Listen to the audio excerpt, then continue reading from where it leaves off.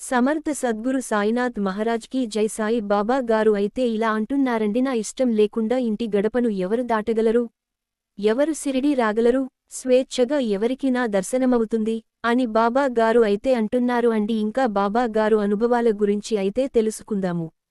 బాబా corona. నేను ఒక సాయి భక్తురాలిని. బాబా నా మీద చూపించిన కరుణను నేనిప్పుడు మీతో పంచుకుంటున్నాను.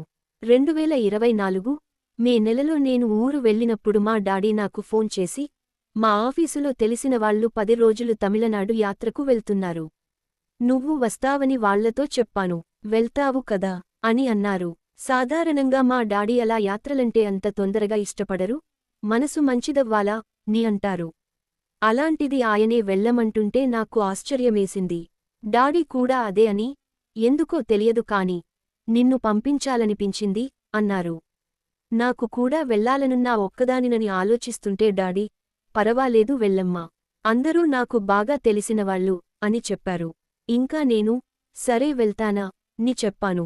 నేను వెళ్లేముందు, బాబా, యాత్ర అంతా బాగా జరిగేలా చూడండి, యాత్రలో ఎక్కడైనా మీరు కనిపించి ప్రత్యేకంగా మహిమ చూపించండి అని అనుకుని మొత్తం 40 మందిమి బయలుదేరాము. అప్పుడు నాకు తెలిసిన విషయమేమిటంటే, వాళ్లంతా సాయి భక్తులు. వాళ్లందరూ మొదటి పరిచయమే అయినప్పటికీ నన్ను ఎంతో ప్రేమగా చూశారు, సరదాగా ఉన్నారు. మాకు అన్ని చోట్లా దర్శనాలు చాలా అంటే చాలా బాగా జరిగాయి. ముఖ్యంగా 2 చోట్ల బాగా గుర్తుండేలా జరిగాయి. మేము ఏ గుడికి వెళ్లినా అందరం కలిసి వెళ్లేవాళ్లం. అలాగే వైద్యనాథ్ గుడికి వెళ్లాము. అక్కడ మేము సరిగ్గా లోపలికి వెళ్తుండగా ఒక సెక్యూరిటీ నా దగ్గరకు వచ్చారు. ఆయన పిలవగానే నేను ఆయన వెనకాల వెళ్ళిపోయాను. ఆయన మధ్యలో ఓ చోట తాళం తీసి మరీ ప్రత్యేక ప్రవేశం గుండా నన్ను గర్భగుడి గడప వరకు తీసుకెళ్లి దండం పెట్టుకోమన్నారు. అప్పుడు నేను వెనక్కి తిరిగి చూస్తే, నాతో వచ్చిన వాళ్లందరూ క్యూలైన్లో ఉన్నారు. నేను ఒక్కదాన్నే అందరికంటే ముందున్నాను. ఒక నిమిషం నాకు ఏమీ అర్థం కాలేదు. కానీ నాకు చాలా అద్భుత దర్శనమైంది. నిజంగా ఇది సాయి దయ. పళనిలో దైవ దర్శనమయ్యాక మేము బయటికి వచ్చి అక్కడున్న మరొక గుడిలో దండం పెట్టుకుని వస్తుంటే ఒక స్వామీజీ నాకు విభూతి ఇచ్చారు. కొంచెం ముందుకి వెళ్ళాక ఆ స్వామికి డబ్బులు ఇవ్వాలనిపించి తిరిగి వెనక్కి వెళ్లి డబ్బులిస్తే, ఆయన నాకు తిరిగి 2 రూపాయి నాణేలు ఇచ్చారు.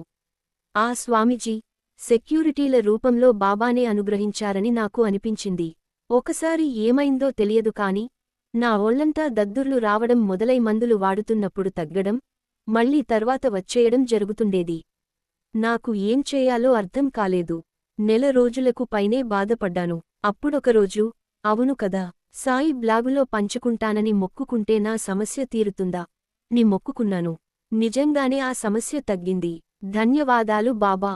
నమ్మితే మనల్ని వదిలిపెట్టరు నా సాయి. ఓం శ్రీ సాయినాథాయ నమః.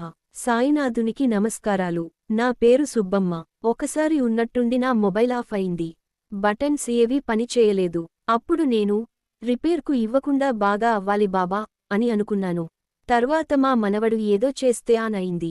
మా మనవరాలికి సైనస్ బాగా ఎక్కువై అదంతా కుడికన్ను వెనకకు చేరి విపరీతమైన మాడు నొప్పి, కన్నునొప్పితో కొన్నేళ్లు బాధపడింది. కానీ మాకెవరికీ చెప్పలేదు. చివరికి 2024 జూలైలో మాకు చెప్పింది. వెంటనే ఒక డాక్టర్కి చూపిస్తే మందులు వ్రాసిచ్చి వాడమని, తగ్గకపోతే సర్జరీ చేయాలన్నారు. అయితే మందులతో తగ్గలేదు. అప్పుడు ఇంకో డాక్టర్ని సంప్రదిస్తే, ఆపరేషన్ చేయాలని సెప్టెంబర్లో ముక్కు ద్వారా ఆపరేషన్ చేశారు. 3 గంటల సమయం పట్టింది. అమ్మాయి ఒక 2-3 రోజులు చాలా బాధపడింది. నేను సాయి నామస్మరణ చేస్తూ, పాపకి తగ్గిపోయావాలి, నేను స్తవనమంజరి 48 రోజుల పారాయణ చేస్తానా ని బాబాకి మ్రొక్కుకుని పారాయణ మొదలుపెట్టాను. బాబా దయవల్ల నొప్పి చాలా వరకు తగ్గింది. అప్పుడప్పుడు తలనొప్పి మాత్రం వస్తుంది. బాబా దయవల్ల తొందరలో అది కూడా తగ్గుతుందని అనుకుంటున్నాను. మనస్ఫూర్తిగా అర్థించి తప్పకుండా కాపాడుతారని గట్టిగా నమ్మితే మనల్ని వదిలిపెట్టరు నా సాయి. ధన్యవాదాలు బాబా. ఇలాగే అందరినీ